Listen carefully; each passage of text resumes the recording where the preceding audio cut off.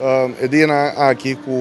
pasa 2 días, quando está aqui na República Dominicana, caminha nossa visita cadeira de hotel aqui, Bahia Príncipe, roupa impressionante, cadeira somente grande, aqui não só, se me está correto, não tem mais que 7.000 câmaras. E nossa visita diferente áreas na Santo Domingo, caminha na antiga aqui, 4 complexos de hotel. Roupa interessante, uma qualidade sumamente alta, se você mira com nanta laborar, que proceduras nanta com nanta tra, e também se você mira o tipo de serviço que nanta dona e empregado nanta tem aqui não é permitido de algo somente positivo. Nossa cita também com o executivo de cooperação, aqui está caminhando minha pessoa junto com meu colega, o senhor ministro Otmar Oudibert, que é um experto no terreno de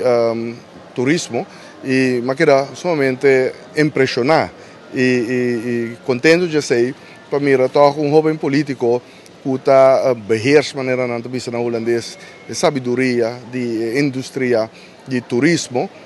kennis que tem, knowledge, está algo somente positivo, conjuntamente nossa papia com o executivo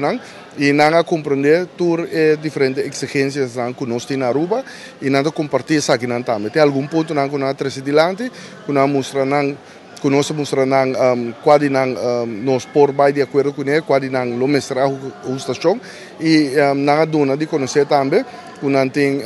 compreensão e também não está sendo ajustação. O colega Otmar Oudibert quer também, de São Nicolás, está dando seu aporte também e anunciar for começamento do gabinete Mike Eman 1, junto com o primeiro-ministro, junto com o ministro Sivenga de Infraestrutura, mas todo meu outro colega que quer também o desenvolvimento de Paraíba de nossa isla. E como eu de São Nicolás, estou sumamente contente de pôr atrás de governo que depois de roupa anos de atenção que São Nicolás me está ganhando, agora que você mira realmente São Nicolás está ganhando atenção e você mira o sucesso que também está aqui, estou sumamente